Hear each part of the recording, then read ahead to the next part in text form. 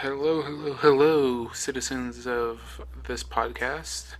Welcome to another episode of the Writer's Corner. This is episode 28. And this week, we're going to be starting a new kind of episode. This is going to be called Storytime with me, Anthony Avina. There is 2 weeks left until Christmas. And so for the next couple episodes, I'm going to be doing a Storytime Christmas edition. This week, we're going to be doing Scary Christmas, and that's where, on the fly, I have to come up with an original story. And I've never attempted this before. I'm going to have to think a little bit, but I want to show you guys kind of the creativity that is always flying through my mind. Just last night, I came up with an idea for my page a day campaign that I'm going to be doing, or at least attempting to do in 2016. And I'll talk more about that at the end of this podcast. But let's get to it, shall we?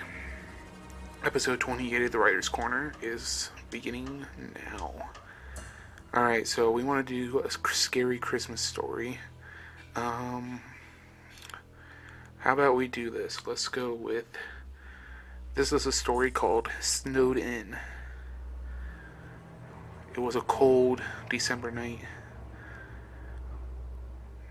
James, a young businessman who was hoping to fly home for the holidays to see his parents, had been snowed in at the airport. The snow was blinding, and the planes had to be grounded for safety. So much to his dismay, James found himself checking in to an old, seedy motel near the airport. The place was a wreck. The sheets were stained. The wallpaper on the walls was old, yellow, and peeling. The television only got 2 stations. And the bathtub was horribly discolored. It was James' worst nightmare. Instead of being snuggled up in his parents' bed, or his parents' home, where he grew up, sipping on some hot cocoa, maybe watching a family movie with his parents, the young 24-year-old was stuck in this motel.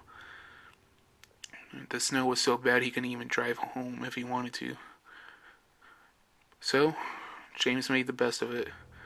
He pulled out his suitcase, pulled out his laptop, and got to work on his little side project. For James didn't love working as a consultant for a research firm. It was tedious, mundane work. But James knew what he wanted to do with his life. He wanted to be a writer. So, he began to work on his new novel, hoping that one day this novel would become the thing that got him out of the life he was living and into a new one that he wanted to live. A couple hours went by, kind of uneventful. James was just writing, pouring his heart and soul into his project. All was normal. He had some music playing. He had managed to find a vending machine with some water bottles, some sodas, and some snacks. Not much of a Christmas dinner, but it would have to do until the flights were able to take off. As he sat there writing to his heart's content, a scratching sound began to erupt in the room.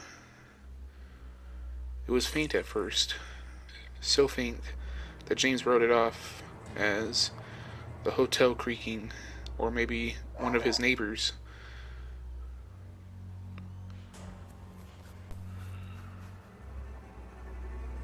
James sat up once the scratching continued. The scratches got louder and louder and louder. Once he realized that his mojo had been lost for the night and he would no longer be able to write, James closed his computer, turned down his music, and tried his best to get some sleep. The sheets were a mess, so he would have to sleep in his clothes, hoping that he would be able to get comfortable enough to get a couple hours of sleep. Yet, when he tried to close his eyes, the scratching got louder. At first, he thought it was neighbors, so he went to go call the front desk, and he hoped to make enough complaints that the management would get involved. However, when he picked up the receiver, the line was dead. He got up, thinking that he'd just run down to the office to complain, or maybe even go next door, knock on the neighbor's door and get them to stop. Yet when he went to the door, the snow had begun to pile up outside the door, and the wind was howling so badly that he couldn't imagine himself leaving the room just to complain. So he locked the door and made himself promise that he would just find a way to block out the annoying noise. Try as he might, the scratching got louder and louder until it seemed to encompass all of the empty space in the room. After about an hour of the scratching, the noise finally stopped, and James felt sweet relief as quiet encompassed the room. His relief soon turned to terror, however, once he realized that the scratching had been replaced with a more terrifying sound. The sound in question was a howling, piercing scream. It sounded like an old television playing some sort of horror movie at first, because it was so quiet. But soon, just like the scratching, the howling, piercing scream grew louder and louder and louder. James had jumped off the bed, went running around the room looking for any source of, or a sign of where the noise could be coming from. He was trying to rationalize in his head, maybe the pipes are old, the wind outside is making it seem like there's a scream. Someone's got their television on. He even checked his laptop in case he had pulled something up and forgotten all about it. But all rational sense went out the window once he found these thoughts were unfounded. Soon, he came to realize, much to his horror, that the howling was something not natural. As he looked around the room, trying to figure out what to do, suddenly, he felt a light tap on his shoulder. His heart froze. He had no idea what to do. He was frozen with terror. Yet slowly, somehow he began to slowly turn around. Soon he began to realize it wasn't him turning around, but rather the light tapping had become a solid grip on his shoulder, and whatever had gotten a hold of him was forcing him to move. James was trapped inside his body, and no matter how hard he fought, no matter how hard he screamed inside his head, he was powerless against this force. Soon, he was turned all the way around, and his eyes widened as he began to see what was on the other side. The thing gripping him by the shoulder was inhuman, beyond description. He tried to get a sense of what he was looking at. Its shape seemed to constantly be fluctuating. At first it looked like a full-bodied figure, but then it would dissolve into wisps of smoke, or it would turn into shadows. Here and there, he would hear the growling noises coming from this creature. He would hear little barks, as if this was an animal. Then he would hear the talking, little whispers, almost as if they were inside his head. He would catch a glimpse of sharp teeth, piercing red eyes, sharp claws, he knew he was looking at something otherworldly. He didn't know if it was an alien, some sort of creature, a ghost. He scrambled to find the right word, but he could not.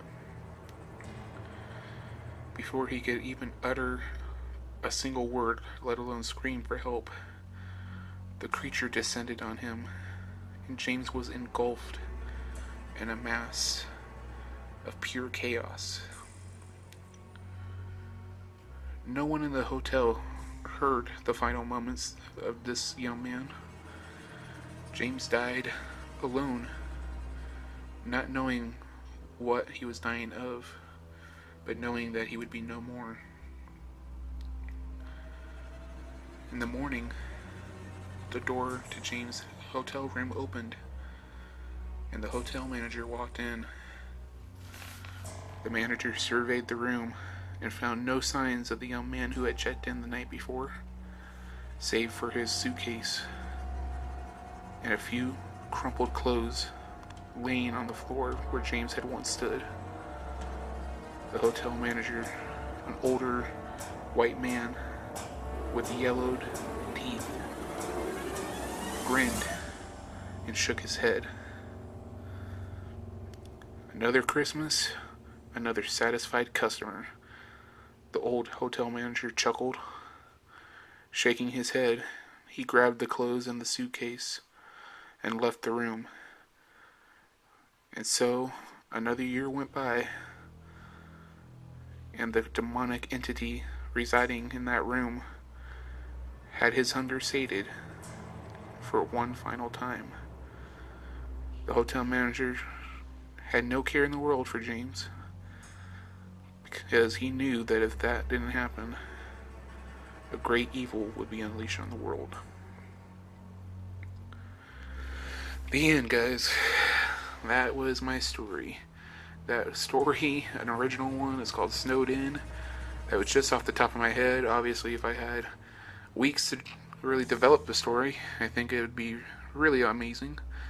But that's what Storytime with Anthony Avina is just on-the-fly storytelling. Not a ton of structure, just more about the creativity, obviously. So, thank you guys for listening.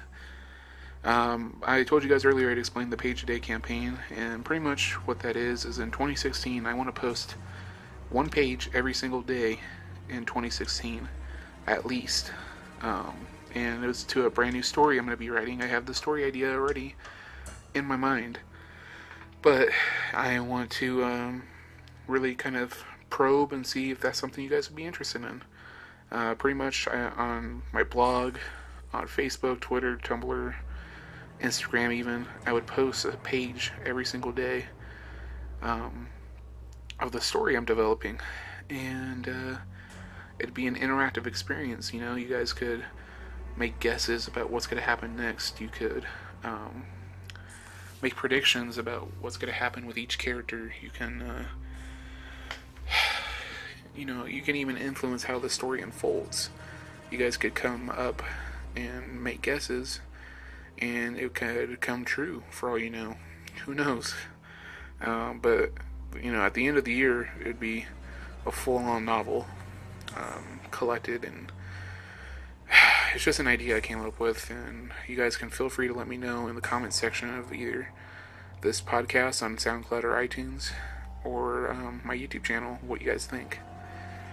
Also, if you liked this Storytime episode of the Writer's Corner, leave some, names, places, keywords, phrases, etc.